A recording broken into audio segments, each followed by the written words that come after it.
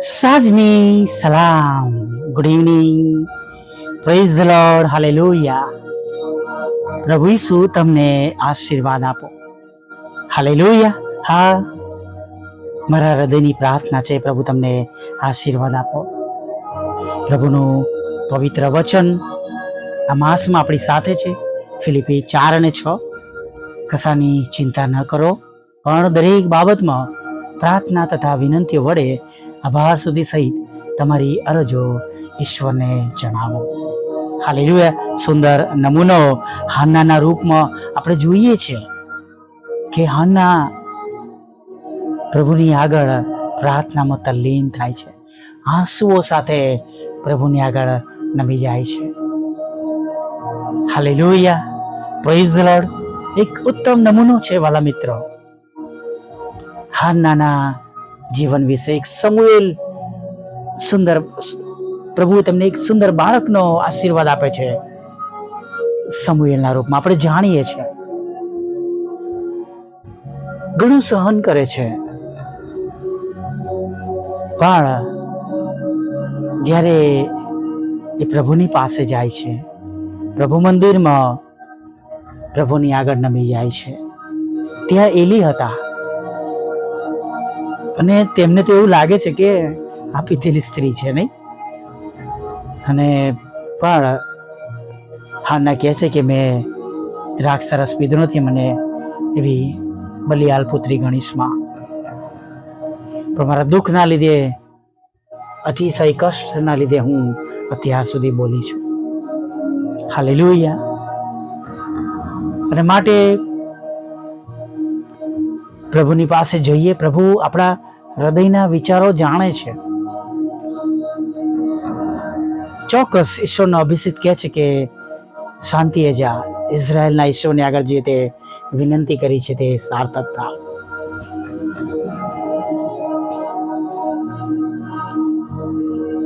અને આજે પણ તેમના પુત્રના નામ પ્રાર્થનાઓ સંભળાય છે. પ્રભુ શું કહે છે, જો કંઈ તમે મારે નામે માંગો તે તમને આપવામાં આવશે. હાલેલુયા. Praise the lord. શું આપણે આભાર સુધી સાથે પ્રભુની આગળ જઈએ છીએ અને એ પ્રમાણે માંગીએ છીએ? શું આપણે આપણી મુશ્કેલીઓમાં પ્રભુ મંદિરે જઈએ છીએ, ઘૂંટણ પર રહીને કે બાકડા પર બેસીને આપણે પ્રભુને પ્રાર્થના કરીએ છીએ? કે આપણે પ્રાર્થનાના યોદ્ધાઓ સાથે પ્રાર્થનામાં ભેગા મળીને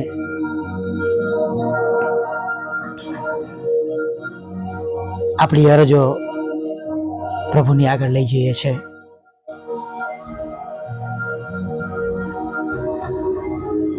શરૂઆતના દિવસોમાં 90s જ્યારે મારી દીકરી 6-7 માસની હતી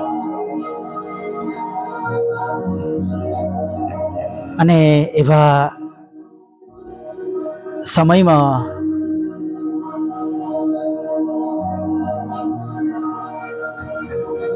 નોકરીની સમસ્યાઓ હતી.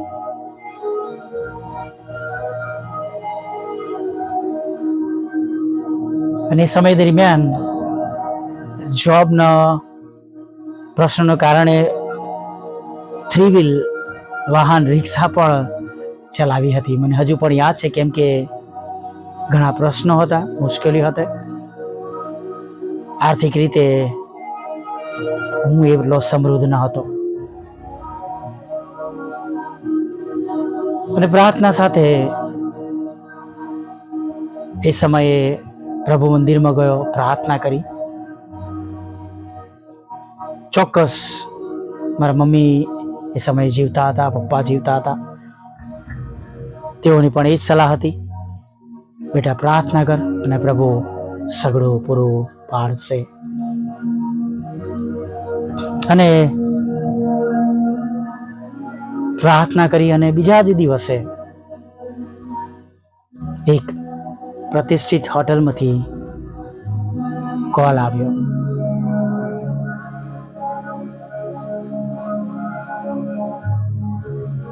ઇન્ટરવ્યુ લેવામાં આવ્યું અને પાસ થઈ ગયો. હાલેલુયા. થોડા દિવસમાં જીવન બદલાઈ ગયું અને ત્યારબાદ એવા રસ્તા ખુલ્લા થયા કે જેની કલ્પના મેં સુધા કરી ન હતી. પ્રભુની પાસે જવાથી એ સમયોમાં પ્રભુએ બધું બદલી નાખ્યું. જોબ મળી, જીવનના અગ્ર મુશ્કેલ રૂપ પ્રશ્નો દૂર થયા. હોટેલ મેનેજમેન્ટ જોબ કરતા કરતા પૂરું કર્યું.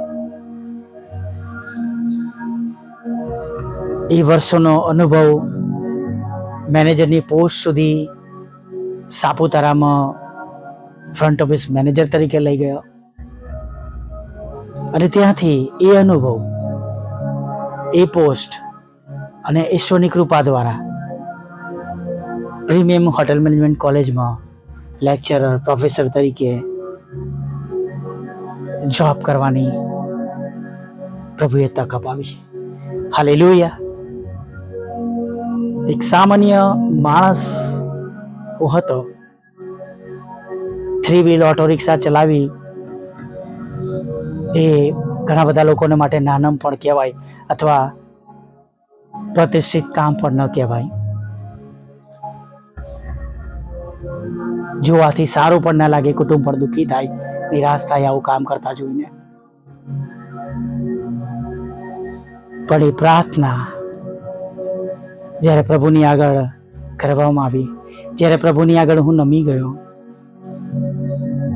ચોક્કસ હું સંપૂર્ણ એ સમય દરમિયાન ન હતો, પણ મને આજે પણ યાદ છે કે જ્યારે પ્રભુને પ્રાર્થના કરી, આંસુ સાથે પ્રભુને વિનંતી કરી હતી અને પ્રભુ મંદિરમાં ઘણી વાર ગયો, જે પ્રશ્નો લઈને ગયો પ્રભુની પાસે, અથવા જ્યારે જ્યારે હું પ્રભુની પાસે પ્રાર્થના સાથે નમી ગયો, પ્રભુએ મારી એક વાત સાંભળી, દરેક પ્રશ્નોમાંથી બહાર કાઢ્યો, દરેક મુશ્કેલીઓમાંથી બહાર કાઢ્યો. હાલેલુયા. અને આજે તેમણે તેમના સેવક તરીકે, મજૂર તરીકે ઉભો કરી દીધો કે જે નેક્સ્ટ ટુ ઇમ્પોસિબલ હતું. કોઈ હિસાબે શક્ય ન હતું, કેમ કે મને તો બોલતા જ નહોતું આવડતું. હું ગભરાતો હતો પબ્લિકમાં ઊભો થતા, ઇવન પ્રભુ મંદિરમાં પ્રાર્થના કરાવતા કે બાઇબલ વાંચતા કે કંઈ પણ લીડ કરતા કે સંદેશો આપતા. એવા પ્રસંગો જો મારા જીવનમાં આવે તો હું ત્યાંથી ચાલ્યો જતો, મારી જાતને બચાવીને નીકળી જતો.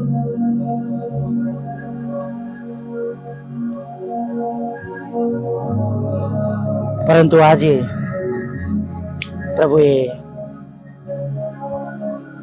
બધું જ બદલી નાખ્યું છે.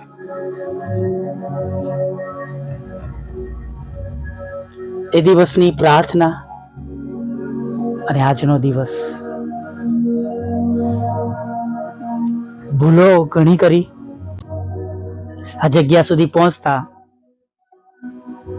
ઘણી ભૂલો પણ થઈ. પ્રભુએ બચાવ કર્યો, દોરવણી આપી, શિક્ષાના રૂપમાં ઘણી બધી બાબતો આવી, એના માટે હું આનંદ કરું છું. ઘણા ઓપરેશનો થયા, પણ એ પ્રાર્થના દ્વારા પ્રભુએ મારા જીવનને અલગ રૂપ આપ્યું. હાલેલુયા. અને હોટલના રિસેપ્શન પરથી લઈને, રિક્ષાના સ્ટેરિંગ પરથી ઉઠાવીને પ્રભુએ હાથમાં બાઇબલ લઈને વાંચતા, બોધ આપતા અને પ્રાર્થના કરાવતા બનાવી દીધો. હાલેલુયા. આપણા ઈશ્વરને કશું જ અશક્ય નથી વાલા મિત્ર, સાચે જ. અને માટે હંમેશા પ્રભુની પાસે જઈએ, આભાર સુધી સહિત તમારી અરજો ઈશ્વરને જણાવો. હાલેલુયા. Praise the lord. આવું નાની પ્રાર્થના કરીએ અને સાંજના સમયમાં પ્રભુના પવિત્ર નામમાં તેમની દોરવણી દ્વારા આગળ વધીએ. વલ્લા પ્રભુ, અમે તમારી સ્તુતિ કરીએ છીએ અને અમે તમારો પુષ્કળ આભાર માનીએ છીએ. દિવસના અંત ભાગમાં તમે અમને લઈને આવ્યા છો. થેન્ક યુ પ્રભુ.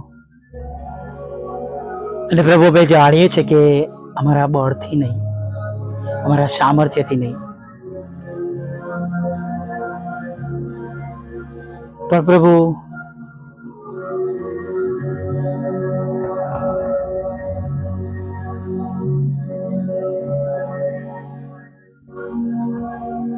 તમારી સહાય દ્વારા, પવિત્ર આત્મા પિતાની મદદ દ્વારા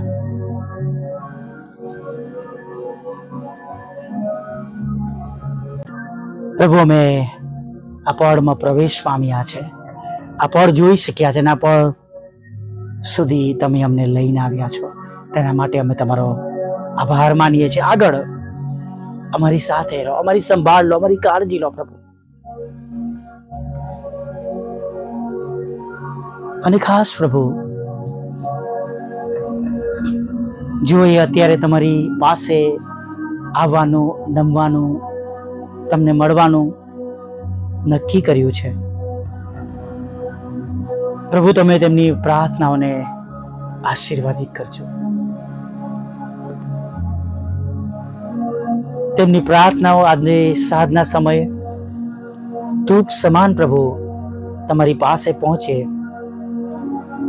એવી પ્રાર્થના કરીએ છીએ પ્રભુ.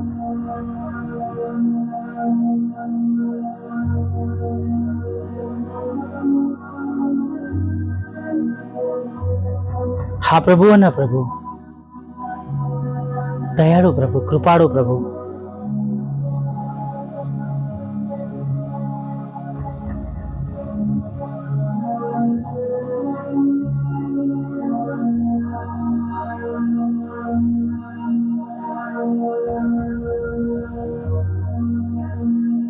આંસુ સહિતની દરેક પ્રાર્થનાઓ, વિશ્વાસ સાથે કરવામાં આવતી દરેક પ્રાર્થનાઓ તમારા સુધી પહોંચો પ્રભુ.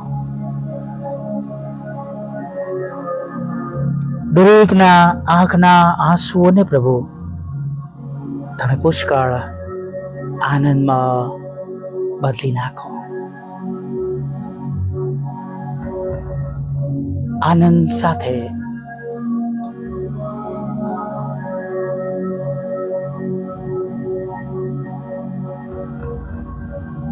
તમારા બાળકો આગળના સમયમાં તેઓ તમારી પાછળ ચાલી શકે એવું થવા દો પ્રભુ. સાથે જે કઈ સમસ્યાઓમાં તમારા બાળકો છે, સંકટોમાં છે, મુશ્કેલીઓમાં છે, ચિંતાઓમાં છે, દુઃખોમાં છે પ્રભુ, તમે તેમની સાર સંભાળ લો. તેમની પરેશાનીઓ, તેમના દુઃખ, તેમની ચિંતા પ્રભુ તમે દૂર કરજો પ્રભુ. એવી અમે પ્રાર્થના કરીએ છીએ. જેઓ માદા છે, બીમાર છે પ્રભુ, ગંભીર રીતે પ્રભુ ગવાયા છે, અકસ્માત થયો છે, મગજમાં ક્લોટિંગ છે પ્રભુ, ટીબી છે, કેન્સર છે, HIV છે, જુદા જુદા તાવ છે, દુખાવો છે, હાડકા, ચામડીના, આંખના, ગળાના, કાનના, લોહીના, નસોના, હૃદયના, કિડનીના, લીવરના, જઠરના, અન્નનળીના, શ્વાસનળીના પ્રભુ, ફેફસાના પ્રભુ પિતા રોગો છે પ્રભુ, કરોડરજ્જુના રોગો છે, દાંતના, આંખના, કાનના પ્રભુ પિતા, ગળાના, તમે એમાંથી તમે તેમને સાજા કરજો પ્રભુ. તૂટેલા ઘરને જોડજો, ડિવોર્સને ખાલી કરજો, લગ્નનો આશીર્વાદ આપજો, બાળકધનનો આશીર્વાદ આપજો. વિધુરો, વિધવા બહેનો, અનાથોની સાથે, મન બુદ્ધિના લોકો, માનસિક રોગો, વિકલાંગોની સાથે રહેજો. જુદી પરીક્ષામાં તમારા બાળકોને પાસ કરાવજો. IELTSના બેન્ડ આપજો પ્રભુ પિતા. અને પ્રભુ જેમને લોનની જરૂર છે લોન આપો, મકાનની જરૂર છે મકાન આપો, જેમને નાણાંની જરૂર છે નાણાં આપો પ્રભુ. જે મકાન વેચવાનું છે, ઘણા વખતે વેચાતો નથી, એ વેચાઈ જાય પ્રભુ સારી કિંમતે પ્રભુ. એવી અમે પ્રાર્થના કરીએ. જેઓને મકાન ખરીદવું છે એ ખરીદી શકે એવી સર્વ વ્યવસ્થાઓ તમે તેમને પૂરી પાડજો પ્રભુ. લગ્નનો આશીર્વાદ આપજો, બાળક ધનનો આશીર્વાદ આપજો, કુટુંબવાળા બનાવજો પ્રભુ. ઘરોમાં તમારી શાંતિ સ્થાપજો પ્રભુ. તમામ લડાઈ ઝઘડા, કોર્ટ કેસ, એફઆઈઆર, ખોટા તુમ્મતો બધું ખાલી જ કરજો પ્રભુ. અને જે કઈ સમસ્યા હમણાં અત્યારે તેમના જીવનમાં હોય, મગજમાં હોય, તેમને દુઃખ આપતી હોય, ચિંતા કરાવતી હોય, એ સર્વ બાબતો તેમના ઘરમાંથી, કુટુંબમાંથી, પરિવારમાંથી નાશ પામે, જતી રહે એવી અમે પ્રાર્થના કરીએ છીએ. આગળના સમયની સર્વ જરૂરિયાત પૂરી પાડો. ખોરાક, વસ્ત્ર, અન્ન, પાણી આપો, તંદુરસ્ત કરો પ્રભુ પિતા. અને પરમેશ્વર પિતા, તમામ તમારા લોકોની સેવાઓને તમે આશીર્વાદિત કરો. અમારી પણ સાથે રહો, સાંભળનારને આશીર્વાદ આપો, બીજાઓને મોકલે છે તેમને આશીર્વાદ આપો પ્રભુ. અને જે કંઈ પ્રભુ પ્રસંગ અમારા ઘરમાં બન્યો છે એમાં પ્રભુ તમારો દિલાસો આપજો, તમારી હિંમત આપજો. અને પ્રભુ આ સમયની અમારી બધી જરૂરિયાતો પૂરી પાડજો. તમે વ્યવસ્થાના ઈશ્વર છો પ્રભુ, અને તમારા દૂતો દ્વારા સહાય અને મદદ કરજો. હમણાં સુધીમાં થયેલા પાપોને માફ કરજો અને એક સુંદર સમારંભ ફરીવાર તમારું નામનું તક આપજો માગતા પ્રભુ ઈસુમાં આટલું સાંભળો અને દેવ બાપ માન્ય કરજો. આમીન, આમીન, આમીન.